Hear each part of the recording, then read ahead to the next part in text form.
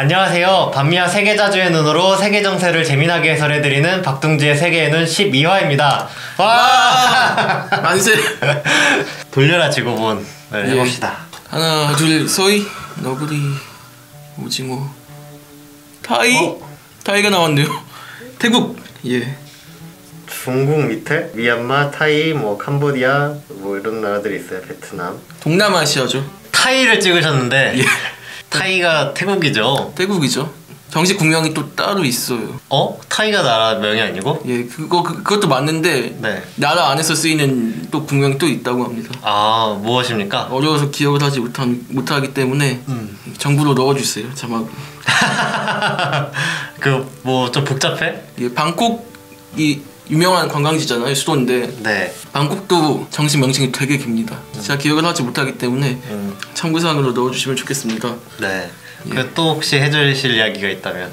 태국을 보고 생각이 드는 건 우선 아시아에서 거의 유일하게, 중국은 거의 반식민지 상태였고 중국 제외하고 보면은 유일하게 제국주의 열강의 식민 지배를 당하지 않았던 국가가 태국입니다. 여기는 왜 지배를 안 받았나요? 영국하고 프랑스 사이에서 줄다리기라고 해야 되나? 네. 그런 걸 좀 해가지고 아까 지도를 함께 살펴봤는데 옆에 미얀마가 있었고 또 이쪽에 라오스가 있었고 캄보디아가 있었고 하잖아요. 근데 그 당시 미얀마 같은 경우는 영국이 인도하고 같이 묶어가지고 영국력 인도라고 식민 통치를 하고 있었거든요. 근데 태국한테 너희 땅 좀 내놔라 한 거예요. 내놔서 미얀마 땅에 편입시키면 너희 좀 봐줄게 해가지고 땅을 좀 넘깁니다. 또 프랑스에도 좀 넘겼을 거예요. 제가 기억하기로 아마 그 라오스 쪽에. 근데 라오스하고 베트남, 캄보디아가 프랑스가 지배를 하고 있었거든요. 코친차이나라고 해가지고 그런 명칭을 붙여가지고 지배를 하고 있었는데 그 두 세력의 완충지로서 태국이 살아남을 수 있었던 겁니다. 그랬군요. 예. 훌륭한 이유는 아닌데. 훌륭한 예는 아니고 네. 자주 독립하고는 약간 거리가 멀고 그런 과정에서도 약간 친일이나 친프랑스, 친영국 그런 기조도 내부에서 있었다고 해요. 그랬겠네요. 어디 예. 땅을 주고 하는 그런 정책 과정이란 맞아요. 게 뭔가 주권 국가로서의 자존심을 지키면서 식민지가 안 됐다기보단 이리 치이고 저리 치이고 어떻게 하다 보니 면하게 되는 것 같은데. 맞습니다. 그러면 내부 상황도 그랬겠네요. 예. 어디는 어디 편, 어디는 어디 편. 어쨌든 저희 한반도가 지향해야 할 사례는 아닌 것 같다. 저희 좀 딴 길을 걸어야죠. 태국은 또 특이한 거는 없습니까? 우선 왕조 국가죠. 왕이 있어요? 입헌 군주국입니다. 여기는 실제로 통치도 해? 그런 셈이죠. 헌법 법률상으로는 일본도 영국도 입헌 군주제 채택하고 있잖아요. 그 왕이 정치 전면에 나설 수가 없어요. 지금 안 되거든요. 그 국가는. 근데 태국은 되게 안 되는 것 같이 보이면서 됩니다. 그게 무슨 말이야? 그러니까 일단 총리가 전면에 나서가지고 정치를 하고 네. 오랜 군부 독재가 있었거든요. 그래서 군부의 입김도 꽤 강해요. 네. 근데 이 군부든 이 총리든 이 정부든 이 왕실을 건의 앞에서는 꼼짝을 못해요. 왜? 왕실이 무슨 권한이 있어요? 임명권이라는 게 있다. 그 왕실을 태국 사람들이 되게 우러러 받들고 있어요. 네. 예, 저 약간 이해를 할 수가 없는데 어쨌든 국민들이 지지를 하니까 그걸 왕의 눈밖에 나면은 곤란해지는 그런 식인가? 맞아요. 그런 느낌입니다.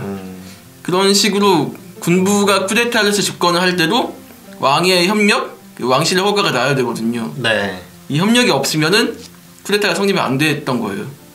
되게 그 정도로 강하게 정치력이 있나 보네. 맞아요. 신기하네. 꽤 큽니다. 다만 그 왕실 직계 가족이 직접적으로 정치 전면에 나서는 건 안 되게 돼 있는 구조긴 해요. 최근에도 그 왕실의 공주가 미국인가? 캐나다인가? 거기에 이민 가서 살고 있었거든요. 근데 지금 태국의 정치 상황이 탁신이라고 하는 어떤 정치인 세력하고 그 일파하고 어떤 군부에서 배출된 어떤 그 정치 세력들하고 어떤 이전 투구를 좀 하고 있단 말이에요. 그런 상황에서 캐나다에 있던 그 공주가 들어와서 다음 총선에 출마해가지고 내가 총리가 되겠어 라고 기자회견을 했거든요. 근데 지금의 현재 왕이 그건 안 된다고 막았습니다. 그거 순순히 따랐어요, 그 공주가. 근데 만약에 지금 같은 상황에서 그 공주가 총선에 나온다고 하면 총선 4월인가에 얼마 안 남았는데 아마 총리가 됐을 가능성이 굉장히 높아 보입니다. 이 왕실의 권위라고 하는 게 워낙 막강하다 보니 짐작이 충분히 가능하다고 생각이 드는 거고요. 그럼 뭐 경우에 따라서 왕이 나 이제 정치에 개입할래라고 하면은 그 힘이 무시 못할 수 있겠다 이런. 맞아요. 그게 충분히 가능해 보입니다. 아 신기한 나라네요. 뭐 여기는 사회가 민주적이거나 독재적이거나 뭐 이런 건 혹시 아시나요? 일단 그 군부 얘기도 했는데 군부가 뒤집어지고 그 아까 말씀드린 그 탁신이라고 하는 그 자유주의 계열의 정당이 집권을 하기도 했었는데 네. 그래도 군부의 영향력은 계속 막강한 거고 왕실의 권위도 막강한 거고 해서 그 틀 내에서만 할 수 있는 정치를 좀 하는 경향이 큰 것 같고 혁명이라고 하는 그런 상황이 일어나진 않았습니다. 한국에서 많이 있었잖아요. 네, 뭐 유월항쟁이 있다던가 네. 그런 것까지는 아니고. 그런 것까지는 아니고 약간 그 군부가 뒤집어지고 탁신 정권이 넘어갈 때도 또 왕실이 허가를 해야 또 가능한 구조. 왕이 어떻게 그렇게 권위를 갖고 있는지 이해 잘 신기하네. 동아시아에 지금 새 바람이 불고 있는데 태국도 좋은 기운을 받아서 잘 나가면 좋겠다 이런 생각이 드네요. 그러면 이제 박동진님이 설명해 주시는 시간인데 오늘은 어떤 나라입니까? 오늘은 일본이 다시 돌아왔습니다. 아 일본. 예. 일본 전문 기자라. 담당 기자. 담당 기자. 전문이란 말은 함부로 쓰면 안 돼요 진짜. 왜? 과분합니다. 담당. 네 담당. 앞으로 일본 전문 기자가 되길 바라면서 일본 담당 기자인 박동진님은 일본은 어떤 내용으로 해주실 건가요? 오늘이 며칠인지 아세요? 오늘이요? 예. 3월 13일. 예. 촬영하고 있는 날짜가 3월 13일인데 동일본 대지진이 3월 11일에 있었거든요. 아, 네. 2011년에 있었는데 2011년 3월 11일. 예. 그때부터 8년이 지났습니다. 그 쓰나미 오고 막 했던. 맞아요. 그때죠.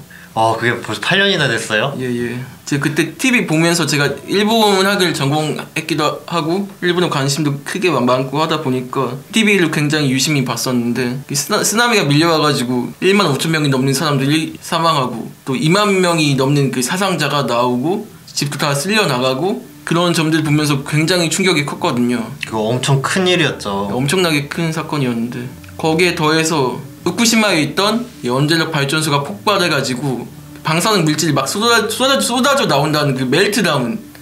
한동안 그 멜트다운이란 말이 되게 유행했었는데 그런 거 떠올리면서 오늘날 일본의 핵을 대하는 태도는 어떤가를 좀 유심히 살펴볼 필요가 있을 것 같습니다. 일본에서는 그 후로 좀 어땠었는가요? 그 피해라든가 아니면 뭐 어떤 상황? 그 피해가 무지막지했거든요. 그래서 그 일본 정부 대신 이 도쿄 전력이라고 하는 거대한 공기업 같은데요. 거기에서 후쿠시마 원자력 발전소를 관리하고 있었는데 도쿄 전력을 중심으로 이 피해를 입은 그 희생자 가족들에 대한 어떤 재정 지원이 좀 이루어졌었고요. 근데 그것도 충분치가 않았어요. 살고 있는 고향을 떠나가지고 오사카니 도쿄니 먼 곳으로 떠나서 살기로 했는데 약간 임시주택? 판자촌이라고 하긴 좀 뭐하긴 하지만 약간 낙후한 시설에 공동으로 모여 살거나 뿔뿔이 흩어져 살면서 되게 힘들어 하시고 했는데 제대로 지원도 안 되고 아들, 딸들이 있잖아요. 초등학생인데 전학을 가야 하잖아요. 그러면 얘는 피폭된 애다 라고 하면서 따돌림을 당하는 그랬겠네요. 그런 사회적 문제도 굉장히 컸고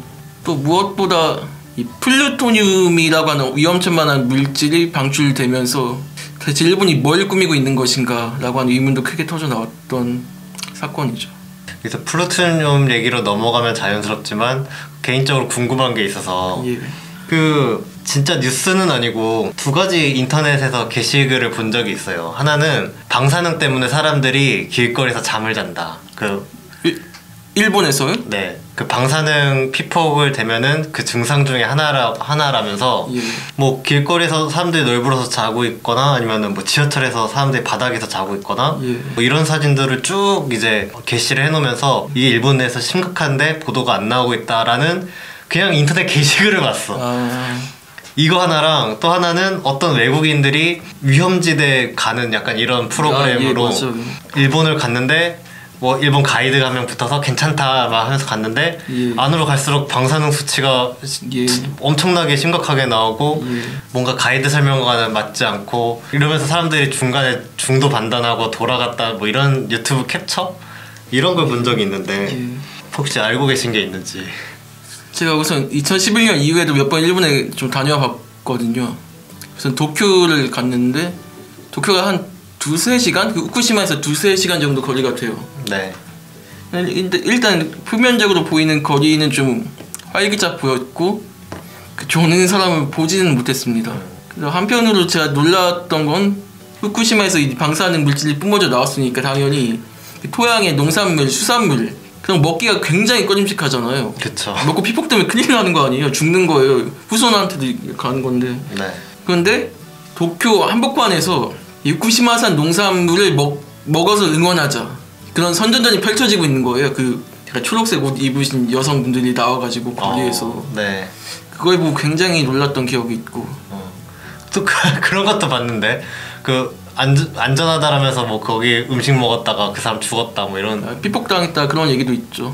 근데 이게 일본 기성 언론에서는 이게 정확히 피폭 상황이 어떻다라는 그런 정확한 수치가 제공되고 있지가 않아요. 일본 정부나 원자력 발전소를 관할하는 도쿄 전력에서조차도 정확한 정보를 공개하고 있지 않고요. 그렇기 때문에 뭐 암암리에 약간 좀 깨어있는 시민들이 우회적으로 조사를 해가지고 사실 일본 열도 전체가 방사능에 오염됐다. 우리 이제 앞으로 앞날이 끝장났다라는 식으로 얘기도 하시는데 이게 정확한 상황은 알 수는 없는 상황인 거예요. 그 가이드 얘기도 하셨는데 거기는 굉장히 두꺼운 방호복을 입고 아베 총리도 들어간 적이 있거든요. 몇 번 퍼포먼스 같은 거 하러 네. 안전하다는 식으로 쇼 같은 거 하려고 들어간 적이 있었는데 여기 후쿠시마 원자력 발전소 반경 내에 설치된 구역이 있습니다. 뭐 위험 구역이 있고 뭐 대피 구역이 잠정 뭐 대피 구역 그런 식으로 설정돼 있는데 그런 걸 조금씩 해제하고 있어요. 이만큼이면 방사능 제염 그 오염 물질 좀 걷어낸 작업도 이루어졌고 일단 띡 하고 방사능 검사에 갖다 대 보니까 수치도 높지 않아. 그러니까 여기서 살아도 된다고 격리됐던 지역을 해제시킨 거예요. 좀 성급한 거 아니에요? 굉장히 성급해 보이는데 네. 그래서 그 아까 말씀드렸던 그 허름한 임시주택에서 살던 분들이 다시 고향으로 돌아와서 후쿠시마에 정착하고 다시 농산물을 짓고 하는 상황이 펼쳐지고 있는 거예요.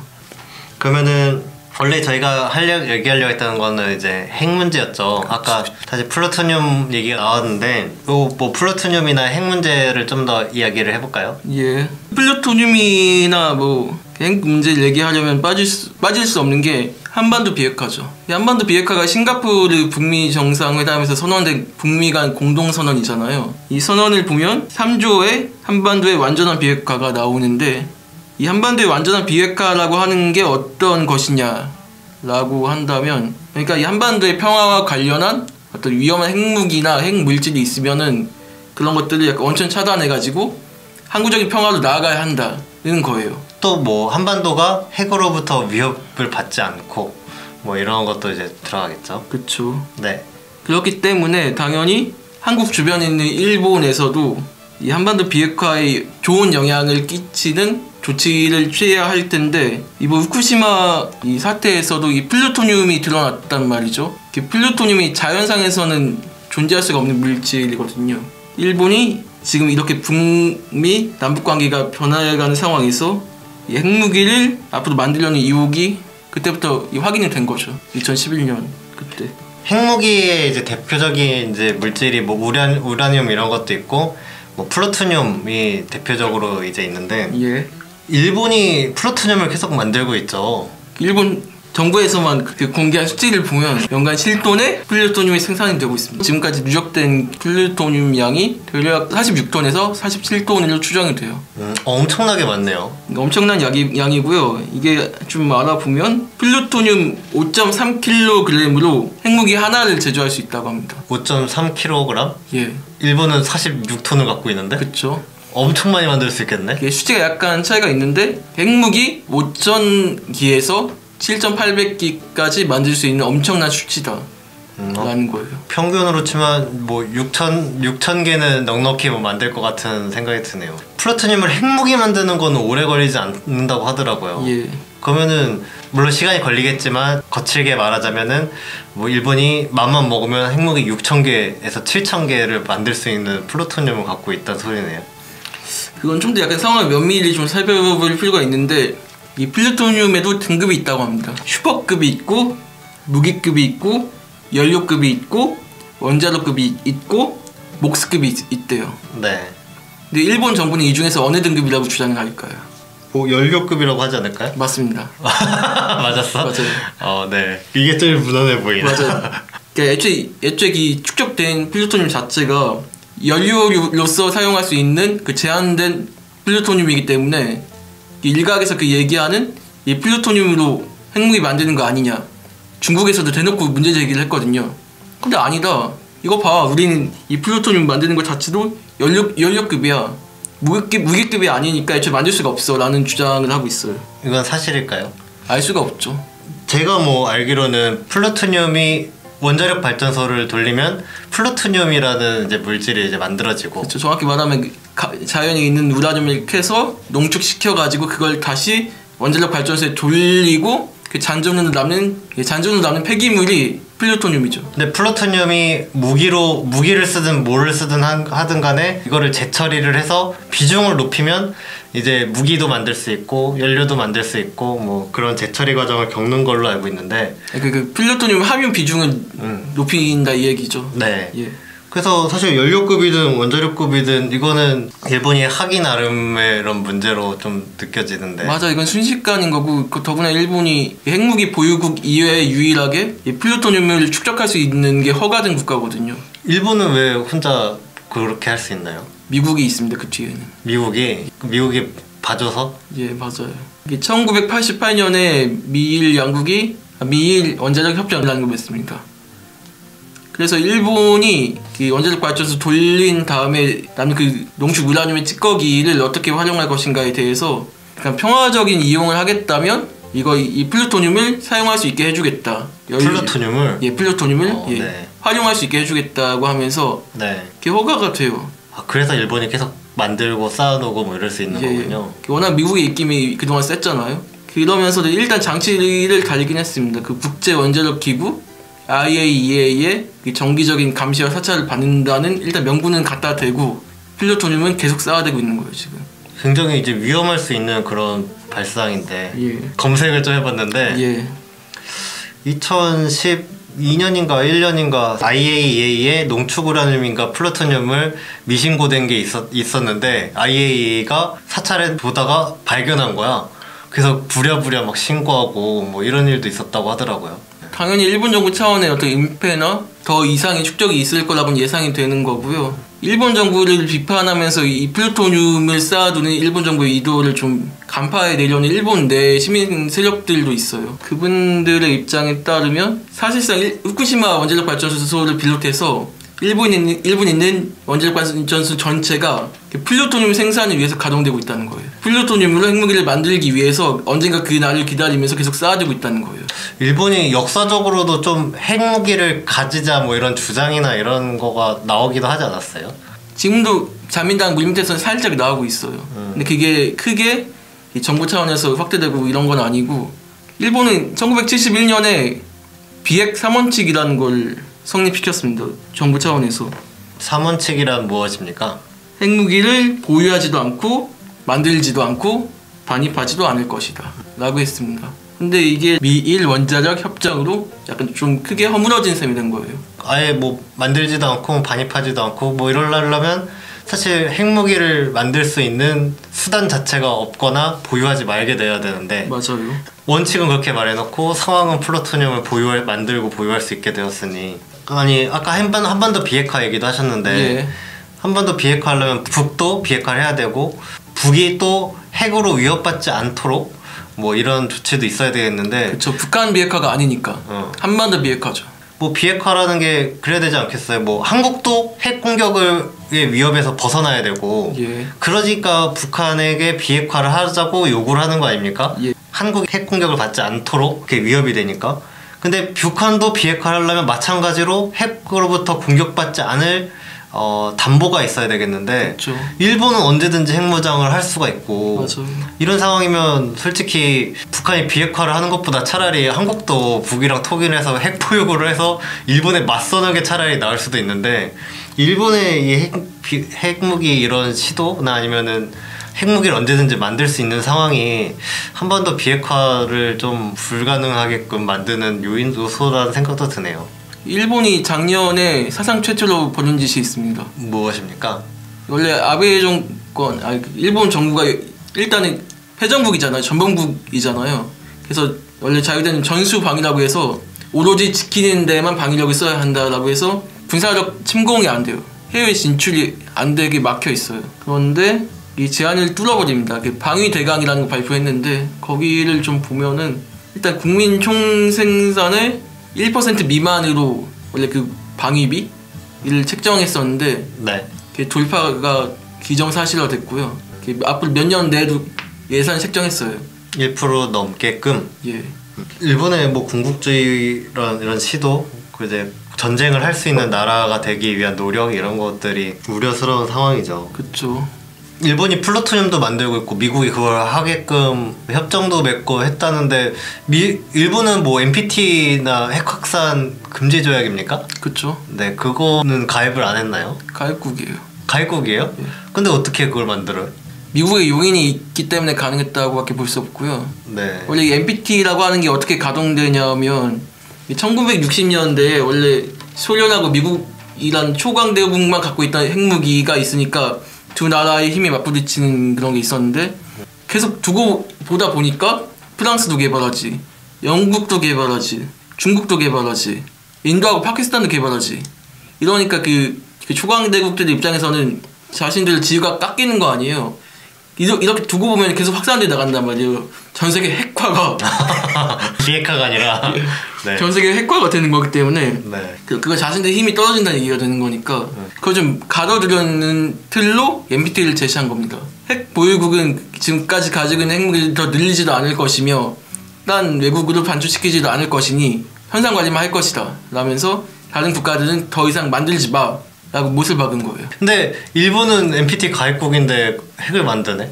어쨌든 그 NPT 체제라고 하는 게 그 미국의 용인이 있기 때문에 생겨났어요. 말씀드렸잖아요. 네. 했는데 다시 또 미국이 용인을 해준 거죠. 그 틀 내에서 제한적이나마 일본이 플루토늄을 생산할 수 있도록 미일 원자력 협정을 통해서 용인해준 거죠. 그게 뭐야?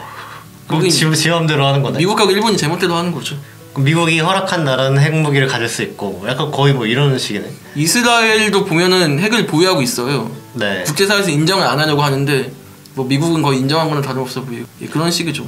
사실 NPT 자체가 조금 이상하긴 해. 어디였더라? 뭐 인도, 파키스탄 뭐 이런 나라들은 NPT에 가입하지 않아서 핵무기를 만들었지만 제지하지도 않고 뭐 제재가 들어가는 것도 아니고. 그렇죠. NPT 핵 확산 금지를 위해서 만들었는데 NPT 가입 안 하면 핵을 만들 수 있고 NPT 가입하면 핵을 못 만들고 북한도 원래는 사실 지금 NPT에서 탈퇴했기 때문에 NPT 국가가 아니고 핵을 만들 수 있는 권리가 있는데 북한은 또 뭐라 그러고 좀 일본은 또 NPT 가입국인데 핵을 만들고 좀 엉망진창인 것 같아요. 그러니까 일본 정부에서 지금 얘기하고 있는 게 그 비핵화를 연신 북한에 퍼붓고 있는데 그거 해야 된다고. 근데 그 자신들은 플루토늄 그렇게 많이 보유하고 있으면서 그 얘기는 입도 뻥끗 안 하거든요.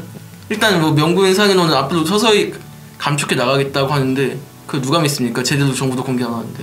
그렇죠. 뭐 숨겨두고 말 안 하는지 어떻게 알아. 예.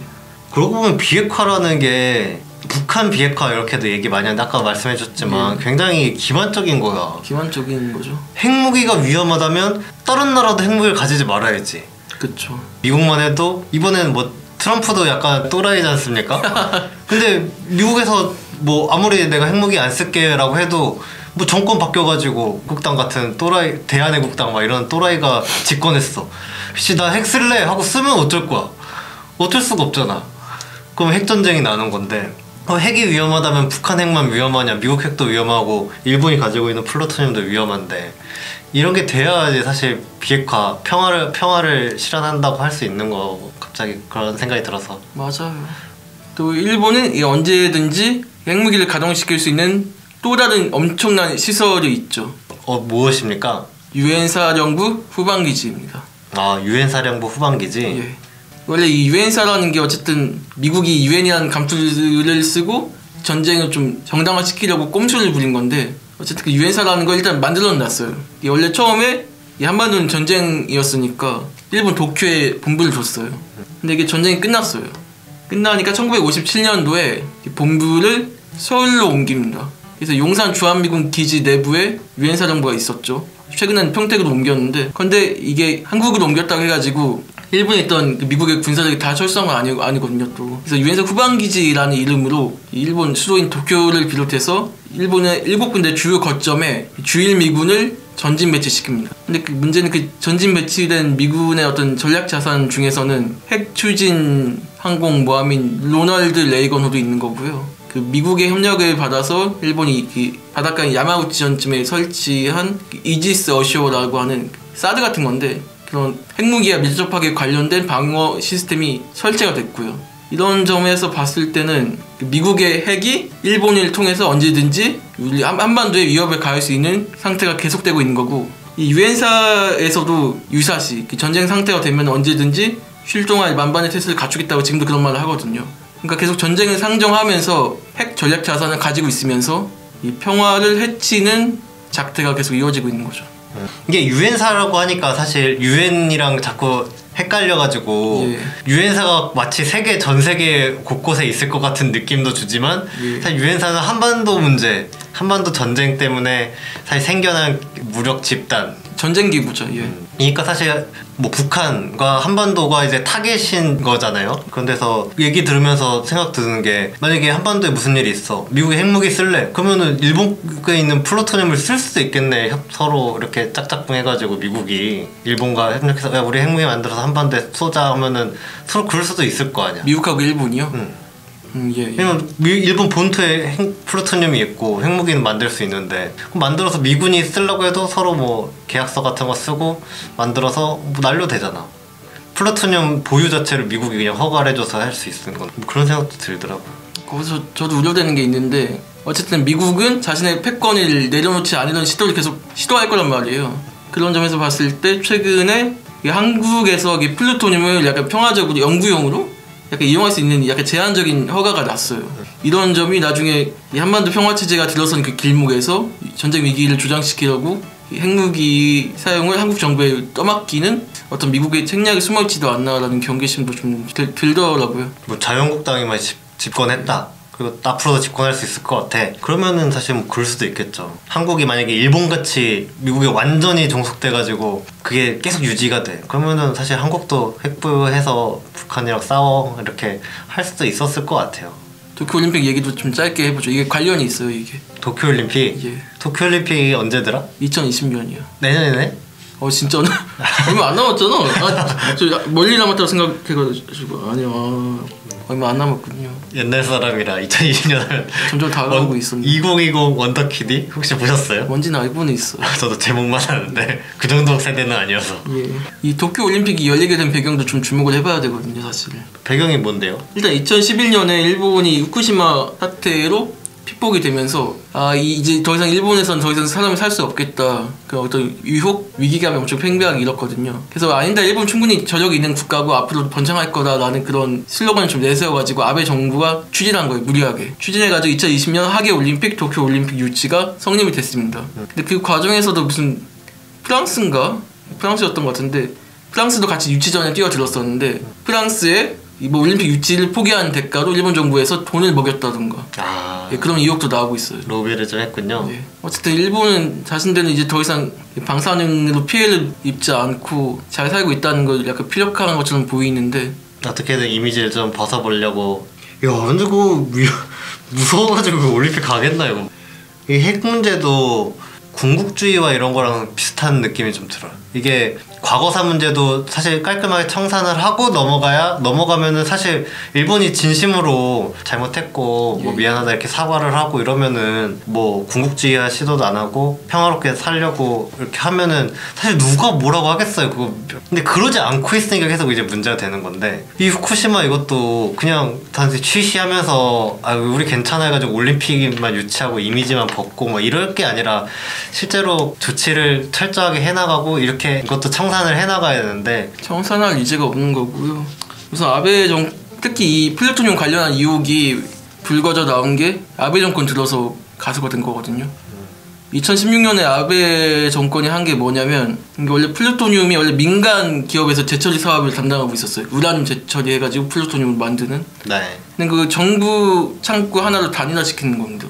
정부가 모든 플루토늄의 제철을 담당하게 바뀌어요. 아, 그럼 정부가 만드는 거네? 이젠 정부가 다 담당하게 돼 있어요. 그러니까 어떻게 쓰는지 정부 입만 보고 있어야 되는 거예요. 딴 데서 알 수가 없는 거죠. 발표만 보고선 도저히. 그런 거죠. 저희가 국방부에 뭐 정보 공개 청구해도 다 알려주지 않잖아요. 그런 것처럼 제한된 일부만 알려주려고 하겠죠. 그거 가지고 뭐 할지 진짜 모르는 거고, 저는 그게 아베 정권의 속셈이 드러나는 건 그 개헌 이후라고 보거든요. 개헌이 되면은 서서 이게 플루토늄을 어떤 식으로 이용할 거다라는 어떤 그 정책이 분명히 드러날 거라고 저는 봅니다. 수순을 밟고 있다? 예, 수순을 밟아나가고 있는 것 같은 냄새가 난다는 거예요. 뭐 실제 그런 계획이 있는지 알 수는 없지만 사실 요런 방향으로 발전해 가다 보면 일본이 핵무장까지도 할 수 있을 환경이 만들어지는 방향. 맞아요. 근데 설령 일본 정부의 말이 설령 맞다고 쳐봐요. 맞다고 쳐서 연료급 플루토늄만 생산하고 있다는 말이 맞다고 쳐봐요. 맞다고 쳐도 플루토늄을 생산하는 기술을 향상시키고 있다는 거 엄연한 사실이잖아요. 그게 어쨌든 올해나 내년 이내에 개헌을 추진하고 있단 말이에요. 그러면 다 뚫리는 거예요. 어떤 무기 만들어도 뭐 해도 일본 정부가 제지를 받을 길이 없어요. 앞으로도 만들 수 있다. 아까 한 해 6톤? 7톤? 예, 7톤. 근데 하나 만드는데 8kg? 5.3kg 갖다가 핵무기 한 기가 제조가 된다고 합니다. 한 해 생산량만 봐도 어마어마하게 많이 만들 수 있는 양인데 예. 일본은 아무래도 가깝다 보니까 예. 아무래도 핵 문제에 또 예민하게 되는데, 일본이 뭐 최근에도 투개기 사건 도발? 뭐 그런 것도 하고, 그러니까 좀 우려스럽다. 뭐 한반도 비핵화할 때 일본의 핵 문제, 거기서 좀 더 나가면은 뭐 일본에 있는 유엔사 후방기지 문제, 뭐 이런 문제도 연관을 해서 생각해야 될 부분이라고 생각이 좀 드는데, 예.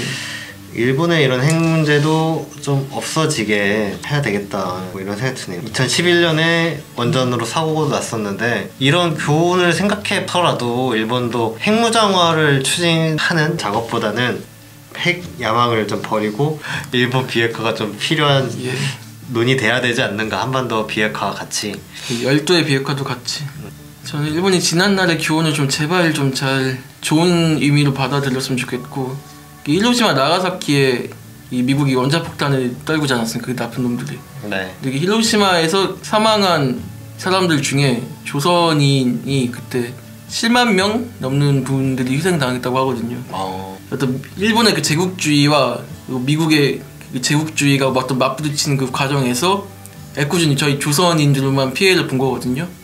근데 지금 현재 플루토늄을 축적하고 있는 일본의 상황을 보니까 그 미국과 일본이 짬짬해가지고 한반도의 평화를 해치려는 그런 시도가 아주 잘 뻔하게 보인다라는 생각이 들어서 이 문제를 어떻게 헤쳐나가고 뚫어나가야겠는지 생각을 해보면 역시 민족자주밖에 없다는, 그를 바탕으로 해서 확고한 평화체제 구축이 동북아시아에서 반드시 있어야겠다. 일본의 플루토늄도 한반도 비핵화와 함께 저 멀리 다시 쓰지 못하게 폐기시켜야겠다. 영구 폐기. 그런 생각을 좀 했습니다. 일본이 또 북미 정상회담에 끼고 싶어서 스웨덴도 가고 뭐 이제 북일 정상회담 하자 뭐 이런 얘기도 하는데, 예. 일본 비핵화를 한다고 하면은 껴주겠네. 일본이 북일 정상회담이나 북미 정상회담에 끼기 위해서 일본 비핵화를 천명하면 좋겠다는 생각을 하면서 세계는 12화를 마치도록 하겠습니다. 예. 다음 주에 13화 예고가 혹시 있나요? 뭐 하실 건가요? 예고요? 네. 혹시 댓글로 좀 달아주십시오. 한번 그걸 보고 고려하겠습니다. 네. 이번 12화를 마치도록 하겠습니다. 다음 주에 뵙도록 하겠습니다. 뵙겠습니다. 감사합니다. 일본 열도 비핵화 파이팅. 안녕.